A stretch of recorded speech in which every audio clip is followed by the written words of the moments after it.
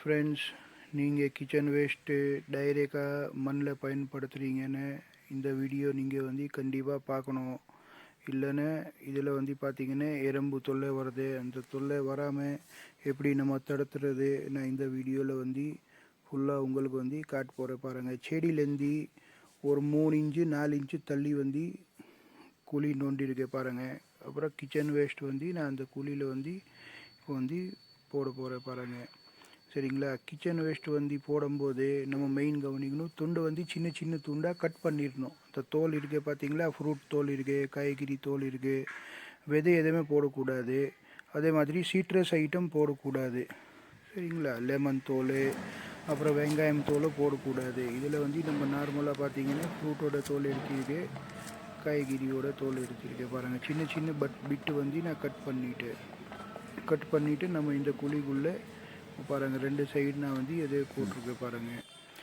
போட்டுட்டு இப்போ kitchen waste வந்து நம்ம டைரெக்டாக போடும்போது என்ன பிரச்சனை வருதுன்னு, அதில் வந்து எறும்பு வந்துடுது. காரணம் ஃப்ரூட்டோட தோல் இருக்கும், அது கொஞ்சம் ஸ்வீட்டாக இருக்கும். அதனால தான் இப்போ நான் ஒரு வந்து ஐடியா பண்ணியிருக்கேன் பாருங்கள். இதுக்கு மேலே வந்து கிச்சன் வேஸ்ட்டுக்கு மேலே நம்ம வந்து வேப்பம் புண்ணாக்கு இருக்கேன் பாருங்கள். இந்த வேப்பம் புண்ணாக்கு வந்து பாருங்கள் ஒரு 2 ஸ்பூன் எடுத்திருக்கேன். ஒரு குழியில் வந்து 1 ஸ்பூன் அளவுக்கு பாருங்கள் நல்லா போடணும். ஃபுல்லாக வந்துடும். இந்த வேஸ்ட் இருக்குல்ல, அதுக்கு மேலே வந்து பயன்படுத்தியிருக்கேன் பாருங்கள். 2 குழியில் அதே மாதிரி நான் வந்து போட்டிருக்கேன். ஒரு 5 நாள் முன்னாடி இந்த சென்ட்ரல் பாகம் இருக்குல்ல, அங்கே நான் பண்ணேன். இப்போ வந்து இந்த சைடு பாகமில் வந்து நான் பண்ணிகிட்ருக்கேன்.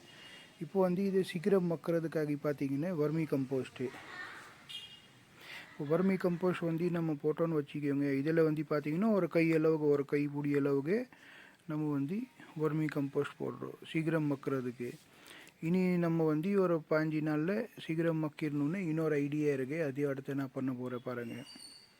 வர்மி கம்போஸ்ட் நம்ம வந்து ஃபுல்லாக போட்டிட்டு இப்போ இதுக்கு மேலே வந்து பார்த்திங்கன்னா என்ன பண்ணுறேன்னா, புளிச்ச மோர் இருக்குது, ஒரு 2 நாள் தயிர் அப்படியே வச்சுட்டு, அந்த தயிர் வந்து எவ்வளோ நம்ம எடுக்கிறோமோ அது எவ்வளோ 4 மடங்கு தண்ணி எடுத்துக்கிட்டு நல்லா வந்து மிக்ஸ் பண்ணிடணும்.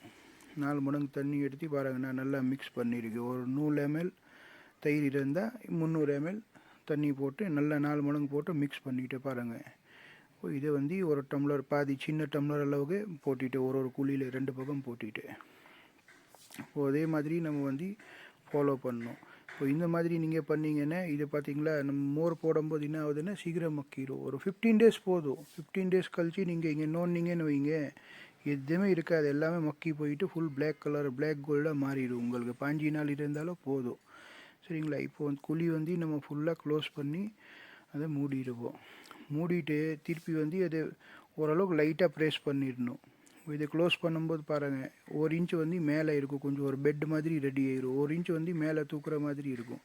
அதை வந்து ஒரு 10 நாள் கழிச்சு கொஞ்சம் கொஞ்சமாக கீழே இறங்கிடும். அப்போனா நம்ம கம்போஸ்ட் வந்து ஃபுல்லாக மக்கி போயிடும். ஒரு 15 days ஃபுல்லாக உள்ளே இறங்கிடும், மட்டமாயிடும்.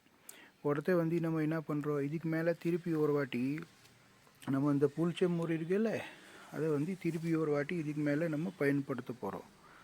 சரிங்களா? பாருங்கள், திருப்பி ஒரு வாட்டி கையில் மிக்ஸ் பண்ணிவிட்டு திருப்பி ஒரு வாட்டி இதுக்கு மேலே போட போகிறோம். சரிங்களா? இதே மாதிரி நீங்கள் ஃபாலோ பண்ணிங்கன்னா செடியோட க்ரோத்தும் நல்லா இருக்கும். அவருக்கு என்னென்ன விட்டமின் வேணுமா எல்லாமே கிடைக்கும். வீடியோ பிடிச்சிருக்குன்னா லைக் பண்ணுங்கள், சேனல் சப்ஸ்கிரைப்